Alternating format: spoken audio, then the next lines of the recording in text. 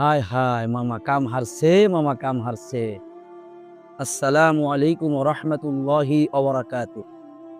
আমি আজকে আপনাদের চরমনা পীর সাহেব হুজুরের একটি গোপন তথ্য আমি আপনাদের ফাঁস করে দিতে চাই।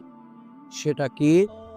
সেটা হলো ইসলামী আন্দোলন বাংলাদেশের সম্মানিত আমির সৈয়দ মুফতি রেজাউল করিম পীর সাহেব হাফিজাহুল্লাহ তাআলা রাজধানীর সোনারগাঁও এক হোটেলে ১৯৭১ সালের পর থেকে নিয়ে এই পর্যন্ত যা বাংলার কোনো সেফাহ সালা কোনো নেতা কোনো ব্যক্তি করে দেখাইতে পারেন নাই, যা আমাদের শায়েখ হাফিজাহুল্লাহ করে দেখিয়েছেন, সেটা হলো ৭ তারিখ ২০২৫ এক ইফতার মাহফিলের অনুষ্ঠানে বাংলার সিফাহ সালা আধ্যাত্মিক রাহবার পীর সাহেব হুজুর হাফিজাহুল্লাহ তাআলা বাংলাদেশের বিভিন্ন ঘরোয়ান আর ওলামায়ে কেরাম বিভিন্ন দলীয় নেতাদেরকে, যেমন পীর সাহেব হুজুর হাফিজাহুল্লাহ, আমিরে জামাত ডক্টর শফিকুর রহমান সাহেব, বিএনপির কেন্দ্রীয় নেতা, ইসলামী দলের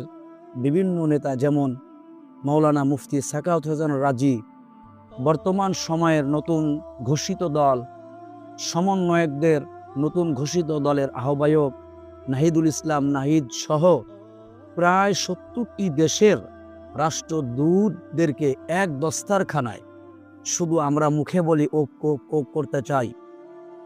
করতে চাই, কিন্তু এই পর্যন্ত যা বাংলার জমিনে কেউ দেখাইতে পারে নাই, কোনো মাঠে ময়দানে কোনো প্রতিষ্ঠানে কোনো মঞ্চে, যা বর্তমান পীর সাহেব হুজুর আমাদের ইসলামী আন্দোলন বাংলাদেশের আমির সৈয়দ মুহাম্মদ রেজাউল করিম বাংলার সিফাহ সালার যা করিয়ে দেখেছেন।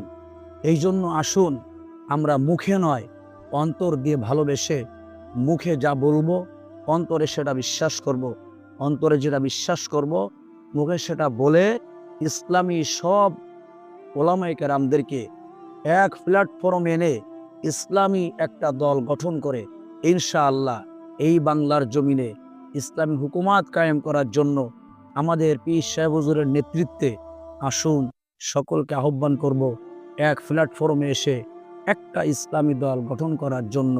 সকলকে আহ্বান জানাই। পীর সাহেব জিন্দাবাদ, ইসলামী আন্দোলন বাংলাদেশ জিন্দাবাদ। আসসালামু আলাইকুম ওয়া রাহমাতুল্লাহি ওয়া বারাকাতুহু।